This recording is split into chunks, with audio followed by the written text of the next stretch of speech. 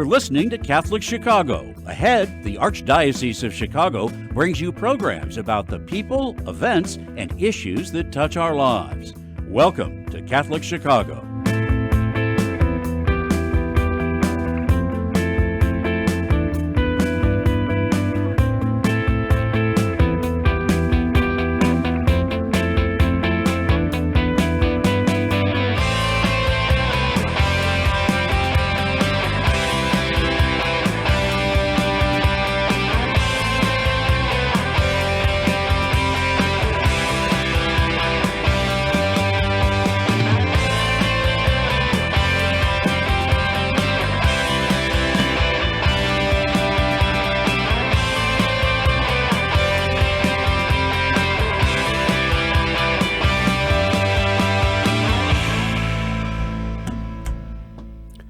Good morning, everybody. This is Bob Gilligan of the Catholic Conference of Illinois, and thanks so much for listening or watching our program here this morning on what is Martin Luther King Day. We are recording this a little early. It's now Friday the 14th, but it'll air on MLK Day. So not taking any phone calls today, but nevertheless, we still have a very interesting program here. I'm sure you'll be interested in listening and watching of it. So here we are, January in Chicago. Nothing better than January in Chicago, right?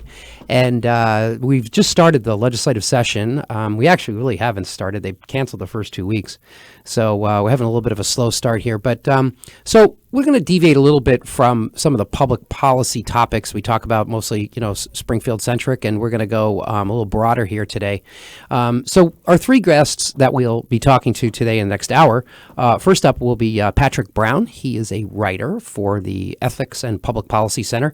I would strongly urge people to go to that website. There's a lot of good information, a lot of interesting topics that they write about, a broad variety of topics concerning Catholics, Christians, and all people interested in good public policy. He'll be our first guest. We're going to talk a little bit about family-centric economic policy.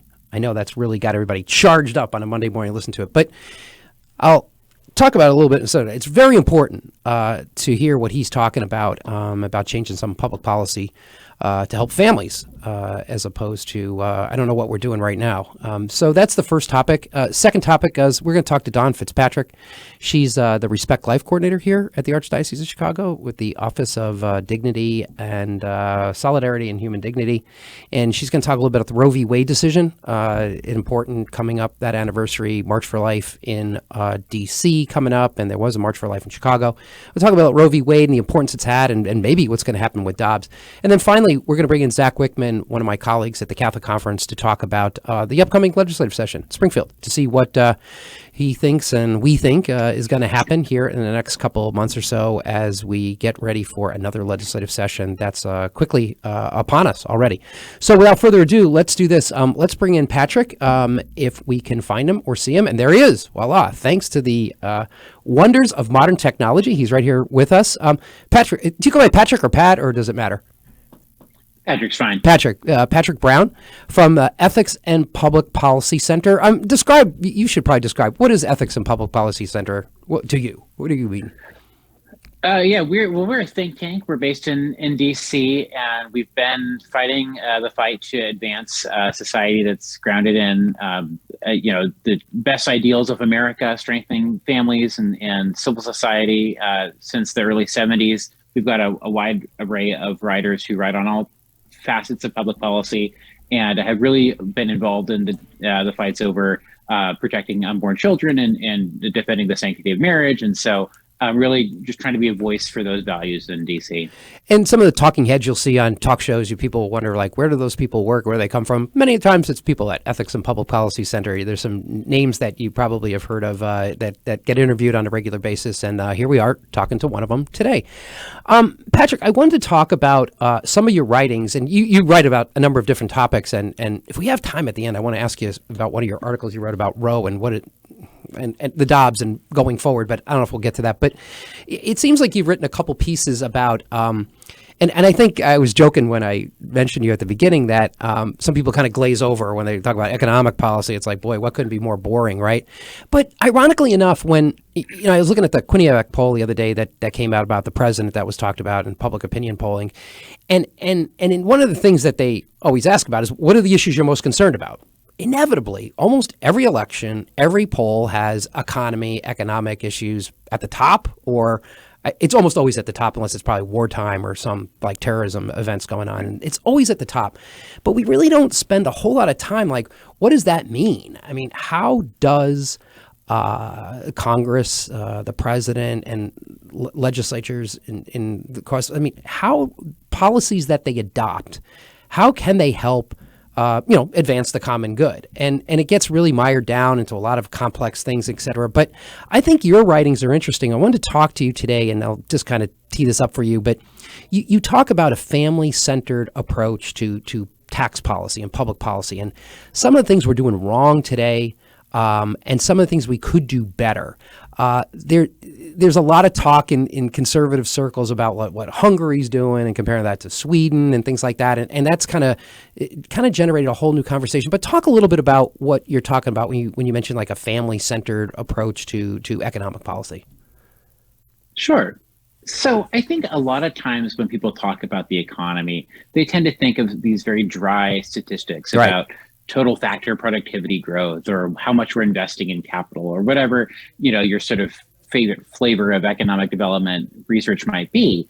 But I think for a long time, we've sort of divorced that from the conversation about what an economy is for. And I think as Catholics, certainly, and as a lot of people of goodwill across the political and ideological spectrum would recognize and agree that at the end of the day, an economy is no good if it's not serving families, that the man is not made for the economy is made for man, right? And there's that famous RFK quote back in the 60s talking about how GDP measures all these things that are important, but they don't tell us anything that's essential about, sort of the quality of people's lives. And so if we have an economy that, maybe is forcing people into unsafe working situations, or to make choices about their family life that they wish they didn't have to, but they feel like there's no other way to make ends meet, we really need to be critical about some of those choices that we've either made or chosen not to make. And recognize that the way that we set the status quo is not sacrosanct, that we should be interrogating the public policy choices that can affect people's lives, because the battles over marriage and abortion and all these sort of hot button cultural issues, which are very important, often boil down in some degree to economic incentives. I'll give you an example. Yeah.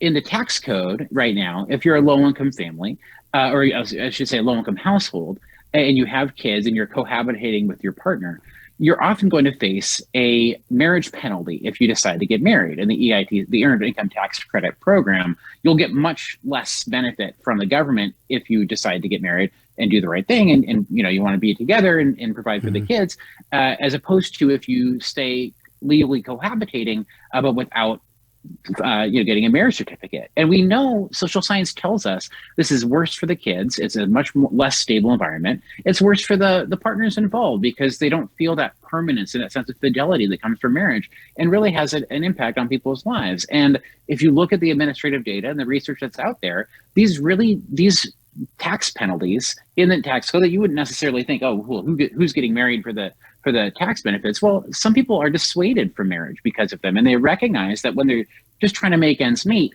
they're going to be facing a harder, a bigger tax bill, and they're going to receive fewer benefits that they might be counting on. And so those are the kind of things that when we talk about being pro-marriage and pro-family, we need to be recognizing that our economic policies can have an impact on that as well. You have a lot of other suggestions about ways that we could do things differently. You mentioned the tax policy about giving a benefit to those cohabitating versus marriage, but you also talk about some other things. You talk about education policy. You talk about child care, tax credits. You talk about health care and housing issues. I noticed one of your stories, one of the articles you wrote, I guess you had given a presentation like this, and Father Spitzer had asked you, okay, well, tell us exactly what you mean by that. Give us the 5 things, and you kind of spit them out. Go ahead and run through some of the things that you think we're doing wrong today and we could do better. Sure. Yeah. So my, guiding light to approaching public policy questions, this comes from my time on the Hill. I worked at Catholic Charities before then, and really just in my work now at EPPC is thinking, okay, what is the way to approach these public policy problems that's going to make life easier for families? And a lot of times when we look, again, like we said, talk about, the housing market, you might not necessarily think, oh, that's an example of pro-family policy. But when housing gets more expensive, we know from the research that people feel poorer because they're paying more of their money toward their mortgage or their rent, and so they have fewer children. And so if we want to encourage people to be forming families and having kids, we need to be pursuing a policy that makes it easier to build housing and restrict getting rid of some of the restrictive zoning regulations and some of the environmental laws that, especially on the West Coast where I'm from or up in the Northeast, can really drive up the cost of housing for families, and again, nudge people towards cohabitation or away from having kids because they just simply can't afford it. So that's kind of how I approach a lot of questions. I think, there's been a lot of debate. I don't know how closely, your listeners may have followed it, but in DC, certainly over the last year, there's been a lot of conversation about this expanded child tax credit that was included. Right. And so that's an example of thinking about, supporting families across the income spectrum through the tax code, but it doesn't necessarily have to look explicitly like a cash benefit. It could be something like, the school educational choice that you're talking about, making sure all families are eligible for that. I know Illinois has a fledgling tax credit program, which is great, and keep hoping to see that continue to grow. That's what we do. And making as many families eligible for it as possible. Right, exactly. So, and similarly with healthcare and some of the other issues as well, thinking about where are the pain points for parents, where when they're living their lives, what keeps them up at night, and how can we understand where there's an appropriate role for the government to intervene without trying to blow up the principles of a free market economy, which we're used to and which America runs on very well. But sometimes those incentives just need to be aligned to help stabilize families. You also talk about, you mentioned the candidate in Arizona, Blake Masters, who's running an interesting campaign, and I think is basically, I think I saw an ad from him, and he was basically saying, look, vote for me, because one of the pledges I'm making to you is I want to look at returning to the days of families being supported by one wage earner, and that would free up the other spouse to care for a child or a parent, et cetera. It's an interesting campaign. And I think in one of your stories you mentioned, ironically enough, that like the era of one wage earner providing for the family was really like 4 or 5 decades. And historically, that's really not been the case through human history. But I think a lot of people, both lower, middle income, and I'll even say upper income people right now, are stretched because they're trying to balance work and caring for children, I think as you are and I am, but also on the other end of the spectrum, caring for an aging parent.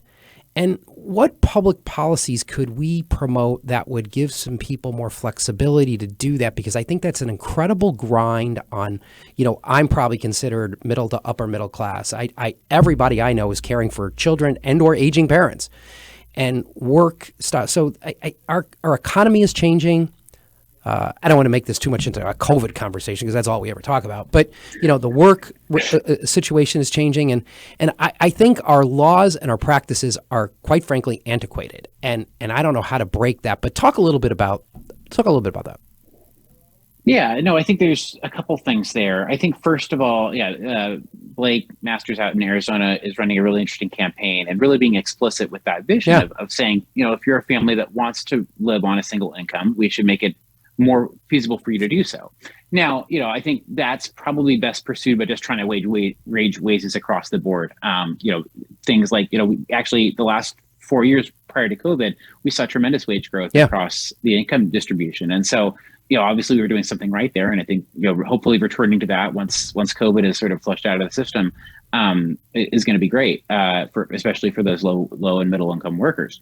But what he's speaking to is a broader cultural sense, and this is something that's been talked about by people as far left as Senator Elizabeth Warren, and on the right, people like Tucker Carlson have said, we've sort of prioritized an economy that sort of assumes a two-income model.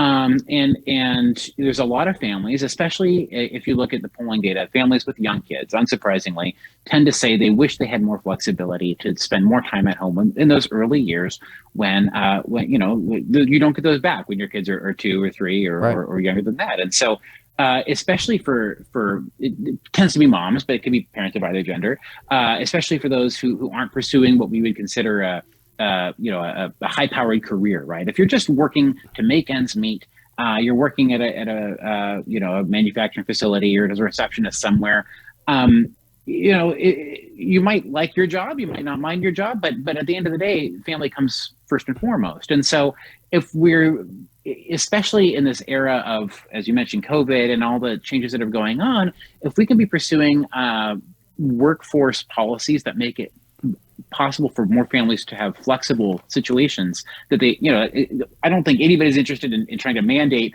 that one parent has to stay home. But again, parents who want to have the choice to have a parent at home, making it easier for them to find working arrangements that are going to provide them with the stability and the benefits that they're looking for, but also giving them flexibility. And at the same time, on the other side of the spectrum, there's a lot of cases, especially with lower income workers, where you're not finding your schedule until the day before, this practice called just-in-time scheduling. And so if you're working at a retail establishment and you have children, it's impossible to have a stable home life because you could be called to close one day and open the next, and you don't know your schedule in advance. And so those kind of practices where we've just sort of assumed, well, this is the way that work is, and they just have to adjust. Yeah.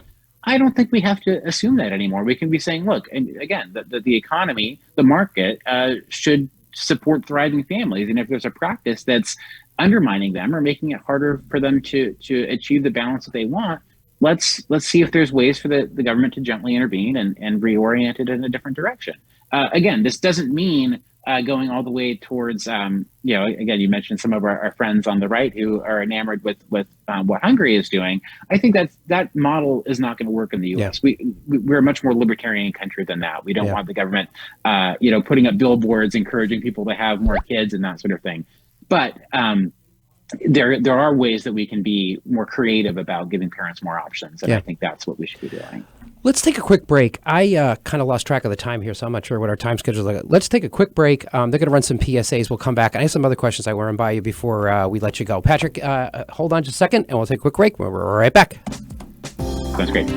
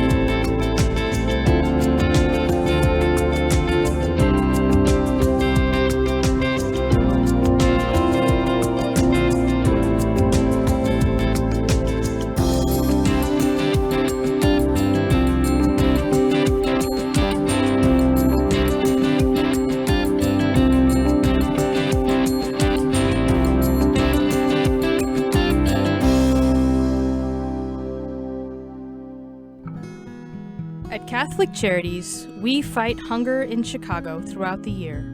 Our 6 regional offices in Cook and Lake counties work together to offer sit-down and to-go meals to anyone in need. We deliver meals to those who are homebound, and our 8 food pantries offer 3 to 4 days of food supplies based on household size. Participants in these programs have the opportunity to learn about other Catholic charity services that strengthen individuals, families, and their communities. The challenges for those dealing with food insecurity are especially great during the winter months. To learn how you can help those who are hungry in your neighborhood, visit CatholicCharities.net or call 312-655-7525. That's 312-655-7525. Thank you for your generosity.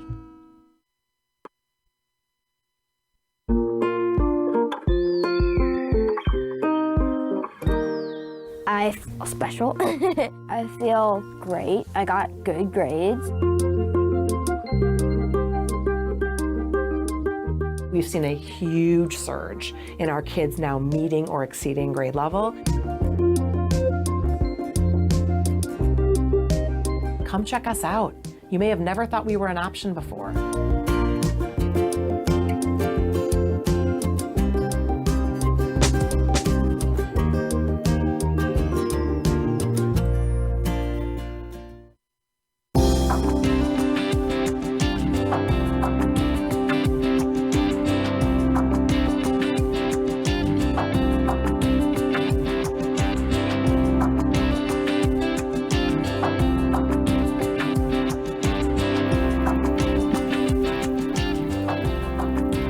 Welcome back, everybody. This is Bob Gilligan of the Catholic Conference of Illinois. We're talking to Patrick Brown of the Ethics and Public Policy Center about some things maybe we could be doing a little bit better in terms of providing the needs for our families out there under this changing economy and society and culture we're in.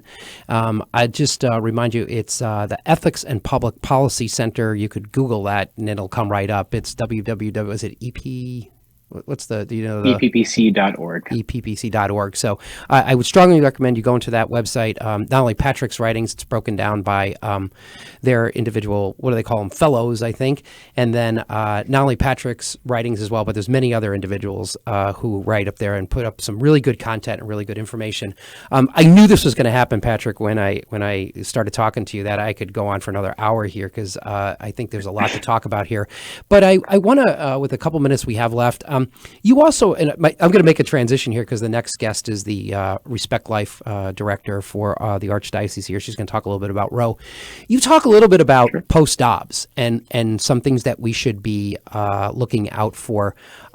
Can you make a comment about that? And also, I have one other thing that if I could put it on the list of things you can comment on is when it comes to the issues we were talking about family policy and tax policy, you also advocate for offering tax credits to pregnant women in their third trimester, which is really kind of an ingenious way of recognizing what we all know that to be, which is a human life. Talk a little bit about that. That's kind of an interesting concept. I'd love to run a bill like that here. I probably couldn't get many sponsors, but I am tempted to do it anyway.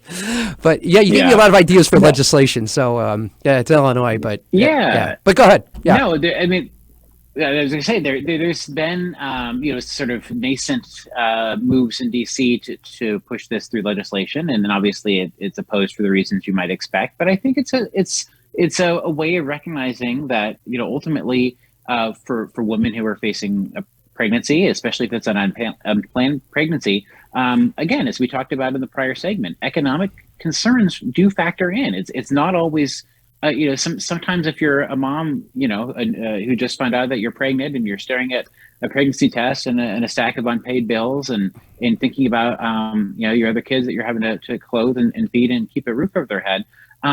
There's heartbreaking stories out there about moms who felt that they had no other choice than to choose abortion because they just simply couldn't afford another child around. And that's just a decision no mother should ever have to. Obviously, no mom should ever choose abortion regardless, but especially to be forced into it by economic circumstances, I think is especially heartbreaking because we can find policy ways of getting them the resources. And this is something that's driving my thinking as we sort of approach the decision in the Dobbs case. I think it's going to be essential for pro-life and pro-family advocates to be thinking about ways to that we get resources in the hands of moms and dads and families, but a large proportion of abortions are chosen by single moms, and so recognizing that this might mean revisiting some of the debates and the questions over things like welfare reform and other approaches of public policy that may have been right in the 70s, 80s, 90s, but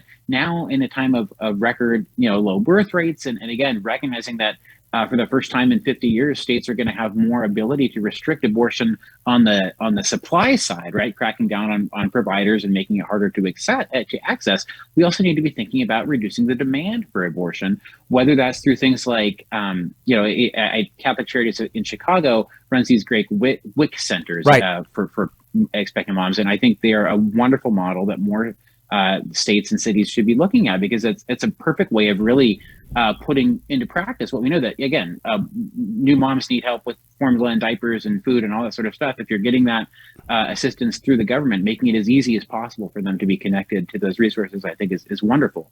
In Texas, everyone heard about their sort of controversial approach to limiting abortion last summer, but one thing that kind of slipped under the radar was a bipartisan move to expand the state's coverage of postpartum services up to 6 months after birth for moms who are on Medicaid. And I think that, Texas is no one's idea of a deep blue progressive state. Exactly. Right, exactly. And so they are, there's a lot of examples out there of ways that we should be thinking about investing in and getting resources to moms to make it easier for them to raise a kid, especially if Dobbs changes the landscape.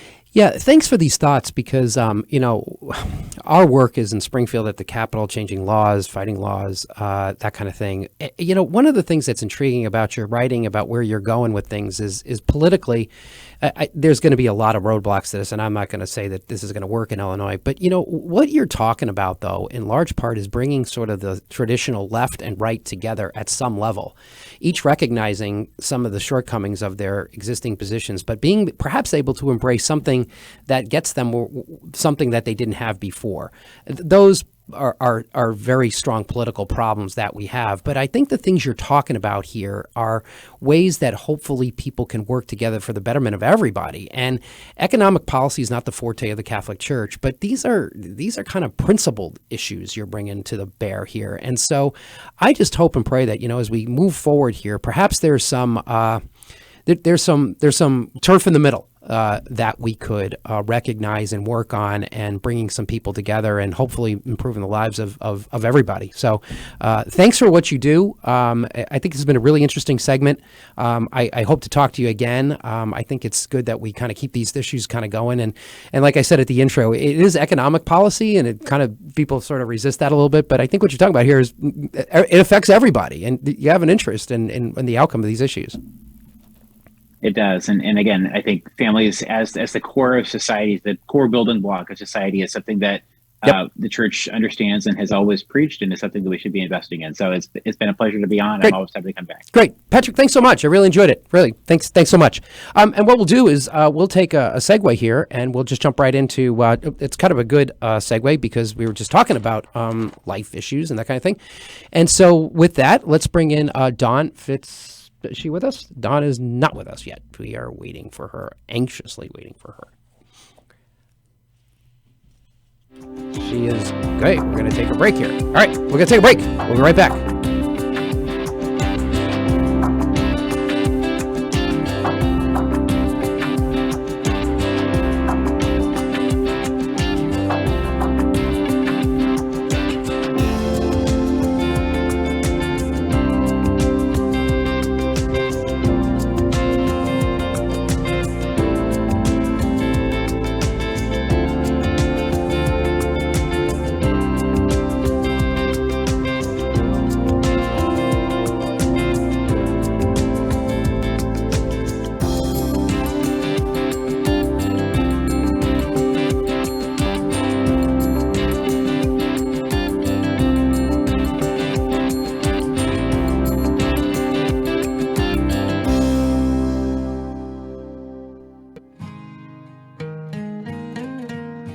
I am a seminarian. The Church needs compassionate and well-trained priests to help guide each of us through life. What inspires me, what draws me always to the priesthood, is continue to see priests be a beacon of hope for other people. You can play a part in the education of these young men as they prepare for a life of service to others. I want to be that beacon of hope too, and it sets my heart on fire. To support our seminarians, make your gift at archchicago.org/seminarian fund or call 312-534-7959.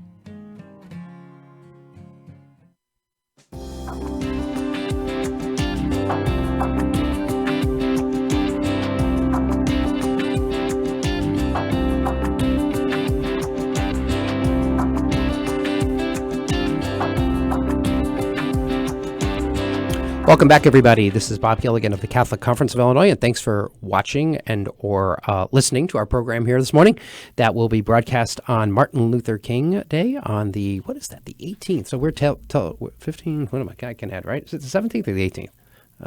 Well, it's Monday, 17th. I usually can do math better than this in my head. Anyway, so we're taping this on Friday, the 14th. I know that.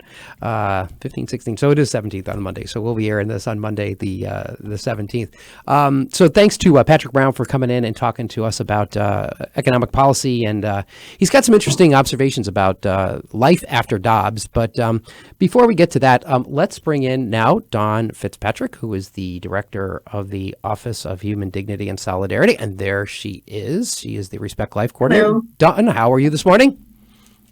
I'm great. How about you? We are doing just wonderful. If I can remember, if I can read instructions, we would be doing a lot better here. So thanks for coming on this morning for a couple minutes and talking about.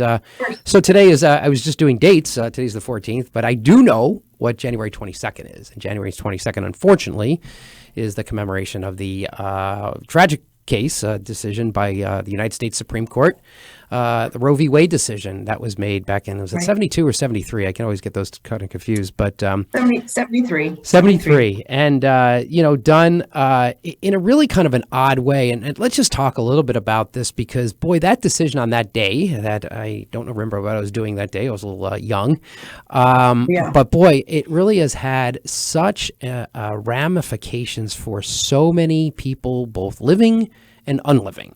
I don't recall the numbers. I've seen upwards of, I think, over 50 million people who have not made it. 63 million. 63 million people who would have normally been with us are not here if it weren't for that tragic decision.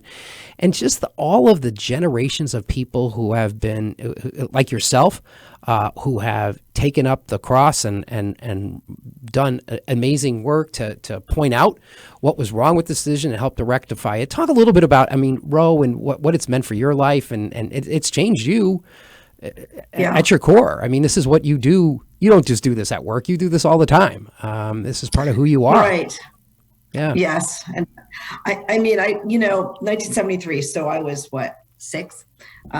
It was early. But the fact of the matter is I first became aware of the fact that we had legislated the killing of unborn children when I was in, I think, the 10th grade. Really?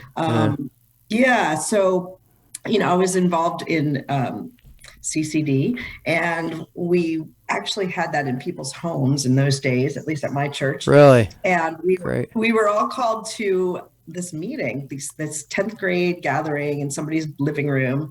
And we got a presentation on abortion, which was just, to me, unfathomable. As I'm watching these people talk about abortion and what it is and the fact that it was legal, because I was just in shock. I was like, what? Yeah. This happens in our country, and it made enough of an impression on me that I was pro-life from that moment.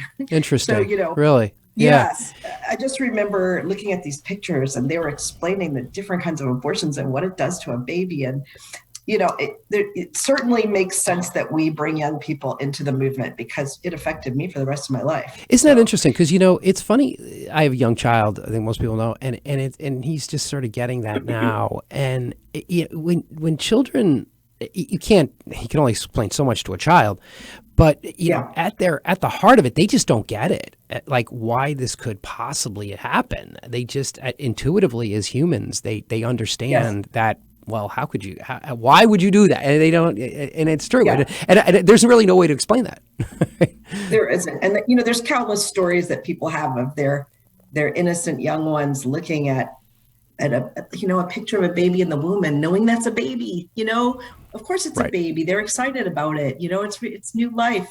Yeah. And our children recognize that, so it doesn't make sense to them to think that it would be otherwise. And there's so many young people that people bring on the marches. And, I did when I think my daughter was probably in the 3rd or 4th grade when I first took her to Washington, my youngest. And I was already taking teenagers. So I said to the Catholic school, who also was in the parish where I worked at the time, and I said, well, I'm going to take Erin this year, And so she went, and it was exciting, to be with all those people and understand. She had a lot of really good questions. And of course, you have to be careful with a child that you don't talk about something that could really hurt their brain and hurt their development. But there's ways to talk to children about it, especially understanding it's a sanctity of life and explaining that some people don't recognize it the same way as we understand it, So now we've had this tragic decision for 15 years here, whatever it is. I think there's a ray of hope. There's a ray of hope. Yeah. I think many of us are cautiously optimistic that things could change and come June of this year. And my previous guest was interesting, and he's written a little bit about it. I'm going to go back and read more of what he was talking about, what a post-Dobbs world could look at it. What do you think that's going to look like? Do you have any idea what we're going to be facing here come July 1st and what we should be doing, if anything? Or I'm sure you've given some thought to it, and I think others have as well. What do you think it looks like, and what do you think we should be doing about it? Well, I think, I had actually just recently had a discussion about this on my show with Dr. Steve Jacobs from Illinois Right to Life.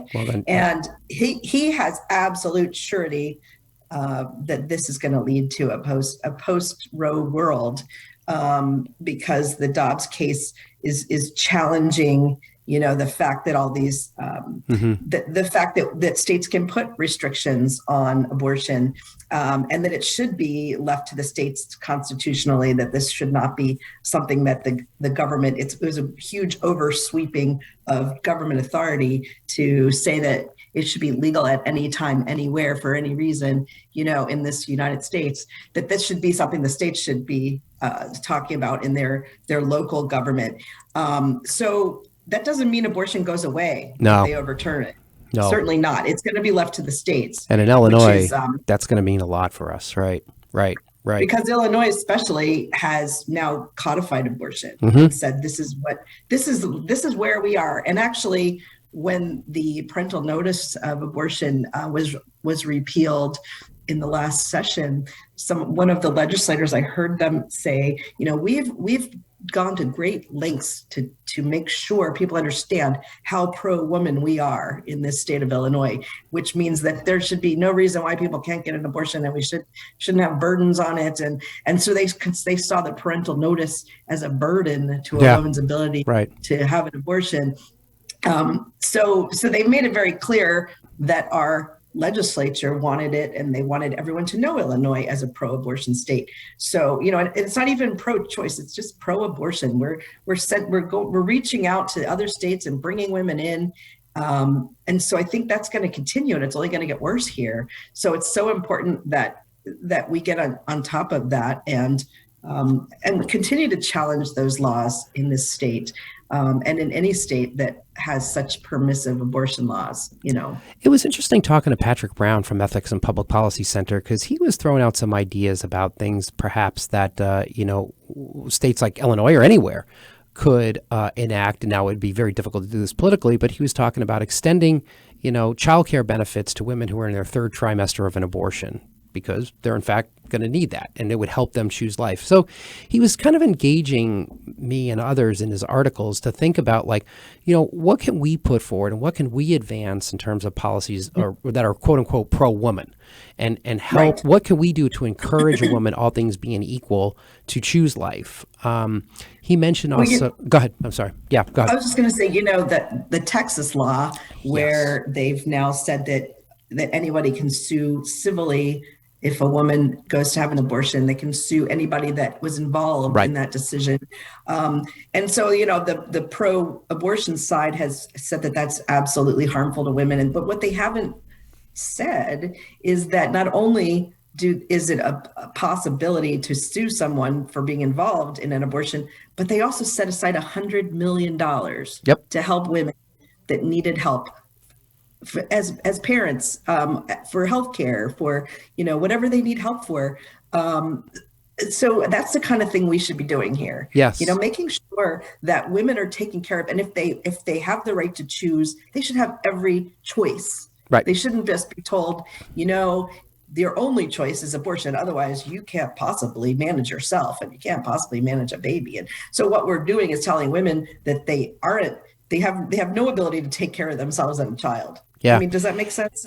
Why don't we say you have lots of choices? Here's all the resources you need to be a good mother, to take care of this child. And if for some reason you still don't want to parent, then there's other people who would like to parent your child. There should be lots of choices. I do think the more I've been thinking about this recently, and I'm not done thinking about it, I think think through it a little bit more, but I do think there is an enormous marketing and public relations obligation and opportunity for the pro-life movement to reach out, because what we're going to hear after that decision, if it goes the way that we're speculating, is that, oh my gosh, the world's coming to an end, they can't get abortions, blah, blah, blah. And they're going to be so focused on that option, that abortion option. That's all you're going to hear. And it's going to be a pretty loud echo in the media and with the establishment. But I do think there's an opportunity for us on the pro-woman side, the pro-life side, is to come out with a viable alternative with things that I'm talking about, like here. And how can we reach out to, as Pope Francis often says, to accompany people who are in need or at the margins, because that's what we're talking about. These are people who are in need or at the margins. And so, I'm cautiously optimistic that we have an opportunity here to take advantage of it. And over the long haul, I think the truth wins and it comes out, but it's going to be up to us to focus a light on that truth so people can understand it. Sure. And, I think that, this is a time for us to really support our pregnancy centers, maternity homes. It's a time for us also to just make sure that women know where they can get resources that they may need, no matter the situation. There's an initiative that the USCCB put out a couple of years ago that was supposed to go into effect in 2020, but we all know what happened in 2020. It's called Walking with Moms in Need. And this is something I'm really excited about, and I'm hoping that here in the Archdiocese we can get our parishes on board with this. And it simply is a way for the parish to come together, all the ministries to work together to put together some resources that will help women. So people would say, I have a friend who's a single mom and she doesn't, she's having trouble feeding her children. I'm going to take them over to my Catholic church because I know they have all the resources to help her. And that way people will start, it'll start to say, well, the Catholic church is the place to go. They take care of everybody, and when you're talking about marketing all of these great things, that's what this is all about. We have it all there, and then we're marketing it in such a way that people will stop saying, well, all you care about is getting that child born and then you don't care. Right.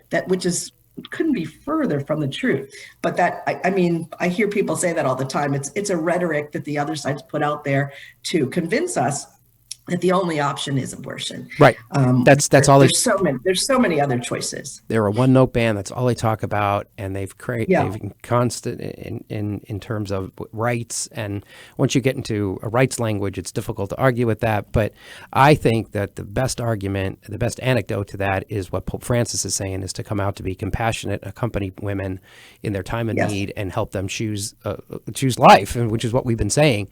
But I think right now is going to be a watershed time in the pro-life movement. And as I was reading some of Patrick's things and thinking about this, even at the Dobbs decision, I was thinking about this, but I think it's time to really start thinking through, like, specifically, what are we going to do and when are we going to do it? Because I think that decision's coming out in late June.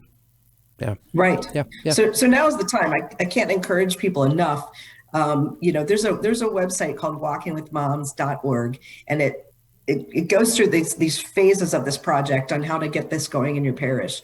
And what we need first is the pastor to agree that he would like to have this ministry in his parish, and then appoint somebody to kind of lead the effort. And it's not necessarily your Respect Life coordinator. It could be somebody that has the capacity to bring people together and to really make this happen. Yep. And then, put together a committee, and then it's a matter of kind of canvassing what's going on in your parish and where there's some holes. And then you start to look around the community and figure out what's available. And my office can help you vet those places. So that's what our role is, to help vet those places and make sure good, sound organizations that we as the Catholic Church can work with and that we trust our needy people to. Sometimes somebody seems like they seem like a great resource, but when we start to dig into it, we realize they have ulterior motives, or so that's where my office can come in and help you figure that out. And I'm also willing to come to your parish and talk to your pastor and talk to your committee. Let's get this going. Great. I know some other dioceses have really sunk their teeth into this, and it's working well. So we'd really like to do that here in Chicago too. The production guys are running up on the screen right now. What is Walking with Moms in Needs and the pledge to walk with moms in need. So it's right there on your screen. So if you want to take advantage of it, this is an opportunity that it's right here in front of you. So and for that matter, as you indicated, the best way to do that is to get a hold of you at the Archdiocese. Yep. You're available anytime. Your information is out there. So please contact Dawn if you have any interest in Walking with Moms in Need. It's an excellent program. It needs to be built out and grown.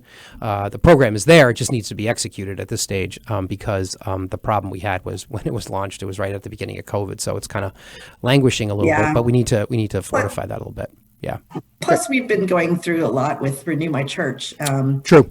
So this is something, it's a nice thing to launch from Renew My Church. This is all about everyone working together and bringing people to our church, which is what Renew My Church is all about, certainly as well. So it's just a nice fit for us, I think. Great. So Dawn, thanks so much for taking some time this morning. God bless. Good work. Continue on. And thanks for your reflections about the road decision. Don't go away, everybody. We'll be right back. We're going to take a couple minutes. We're going to talk with Zach Wichmann of the Catholic Conference, Director of Governmental Relations, and we're going to talk a little bit about a preview of the 2022 legislative session. Don't go away. We're right back.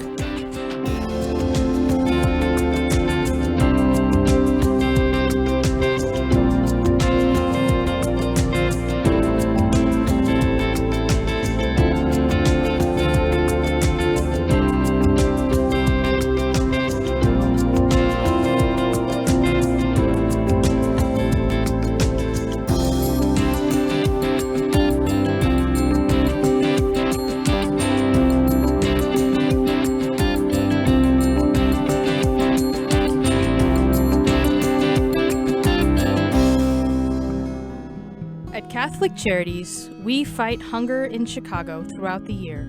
Our 6 regional offices in Cook and Lake counties work together to offer sit-down and to-go meals to anyone in need. We deliver meals to those who are homebound, and our 8 food pantries offer 3 to 4 days of food supplies based on household size.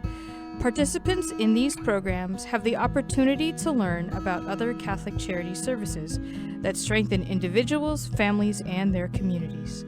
The challenges for those dealing with food insecurity are especially great during the winter months. To learn how you can help those who are hungry in your neighborhood, visit CatholicCharities.net or call 312-655-7525. That's 312-655-7525. Thank you for your generosity.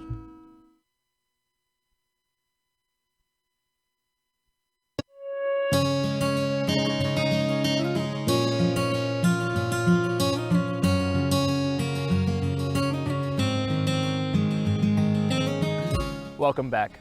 Es fabuloso verlos. Dobrze jest znowu być razem. It's good to be together again. After so many months apart, pandemic capacity limits have been lifted, and we want to welcome everyone back to church. We can all pray together again. And listen as our choirs lift their voices in song. We've been together in spirit. And now, when you are ready, our doors are open wide. Nuestras puertas están abiertas de par en par. Nasze drzwi są otwarte. And we're here to welcome you back to Catholic Mass.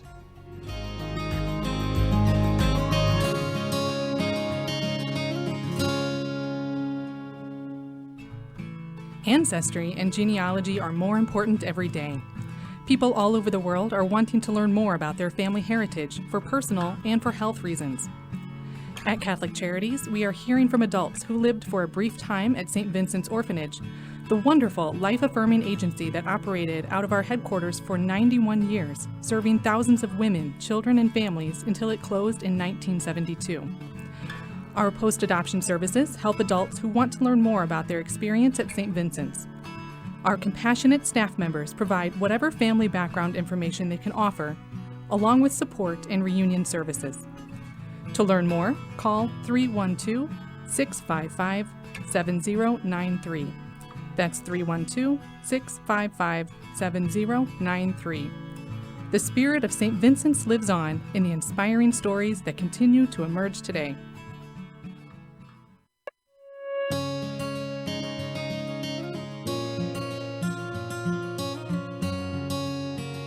We are at the Most Blessed Trinity Parish Food Pantry in Waukegan. And here we care for people in need.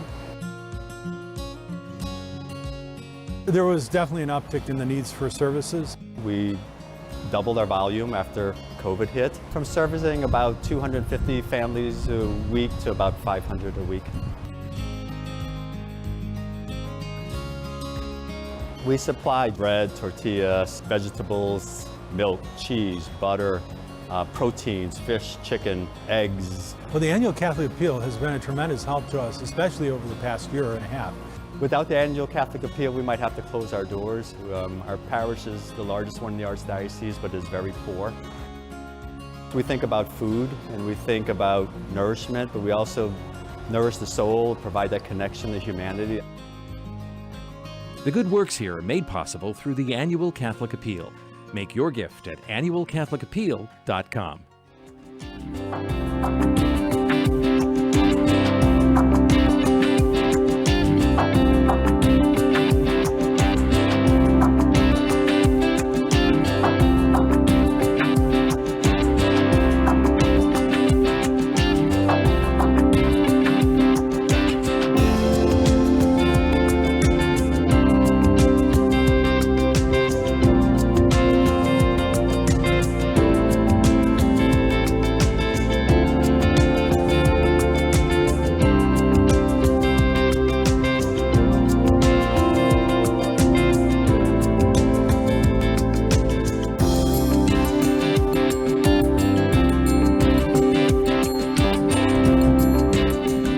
Welcome back, everybody. Thanks for listening or watching the program here today. This is Bob Gilligan of the Catholic Conference of Illinois, and we have a couple minutes left in our last segment. Got kind of short here a little bit, but that's okay.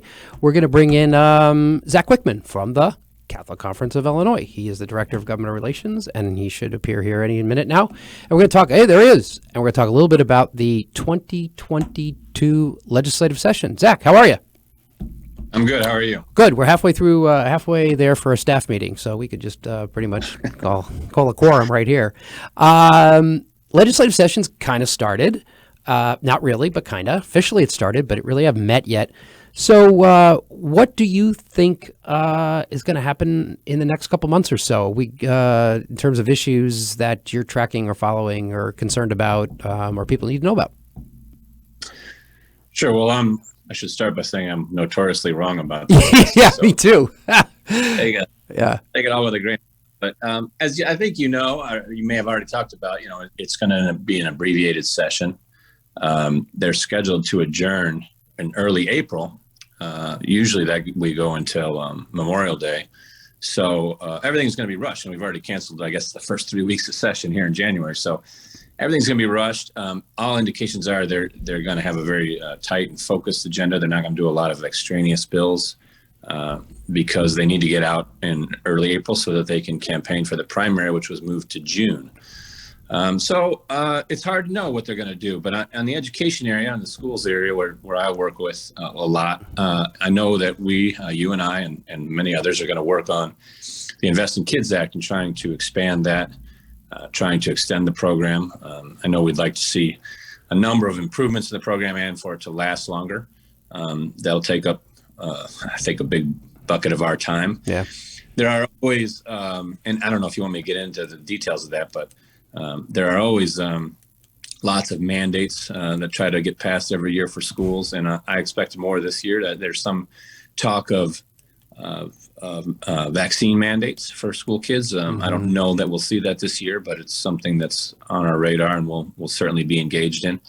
And then the pro-life issues, we're always worried about what can come up from there. Unfortunately, the General Assembly is never or isn't at this point favorable to us on those issues. So it's always worrisome. They just passed the repeal of the Parental Notice Act, which was terribly unfortunate. And there's talk of, there could be an assisted suicide bill, although I doubt it this year, in the session and the legislative year. But, those are the things that we're kind of broadly interested in. And then there's always surprise issues. So we'll see.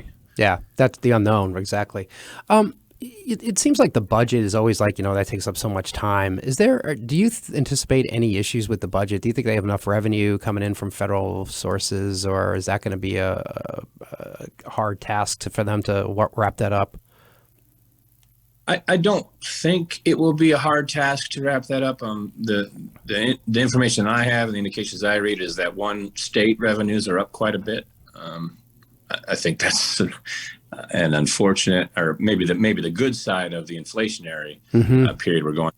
State revenues are up, so they've got more money from the state, and of course they've still got a great number of revenues coming from the federal government through the CARES package and the other COVID relief packages that they passed. So I don't anticipate a big problem on the revenue. Everyone from the governor on down has said they don't want to introduce any broad new programs this year, spending programs this year. So I don't anticipate that being an issue.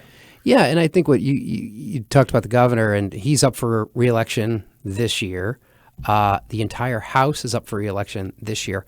Is the entire Senate up for re-election too? I think they are for some reason, or is it just 2/3 of them? I can't remember how they do that.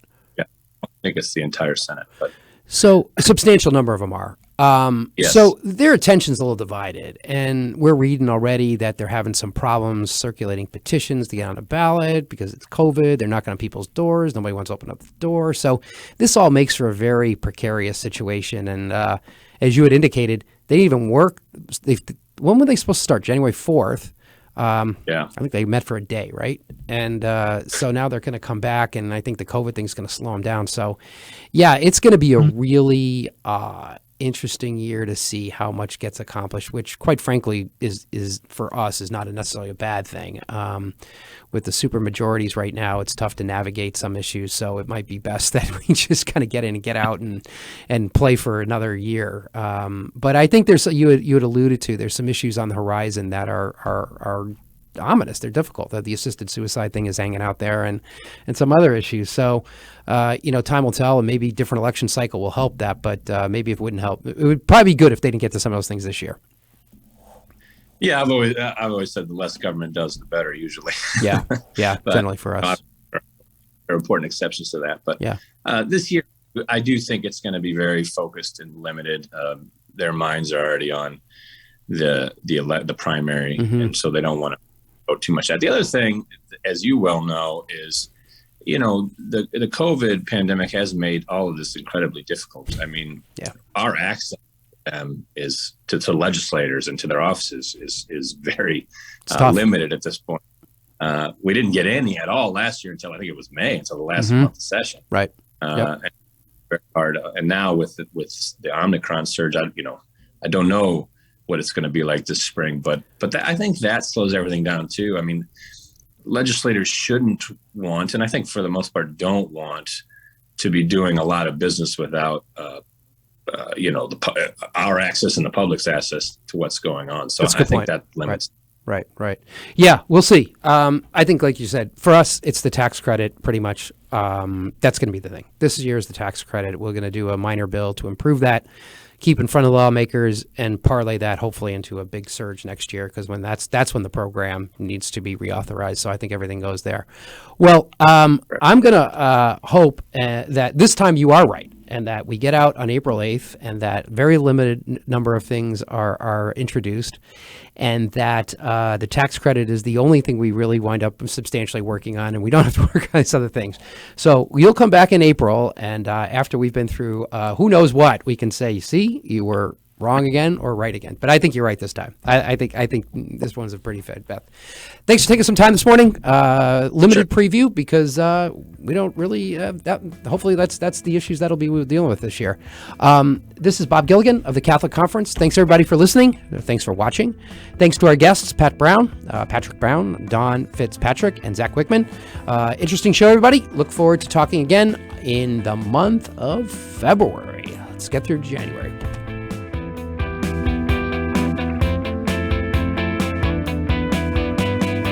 Join us every Monday through Friday at this time for Catholic Chicago. You can stream our programs live or listen to past programs by visiting our website, archchicago.org, and clicking on Radio TV. And please connect with Catholic Chicago on social media.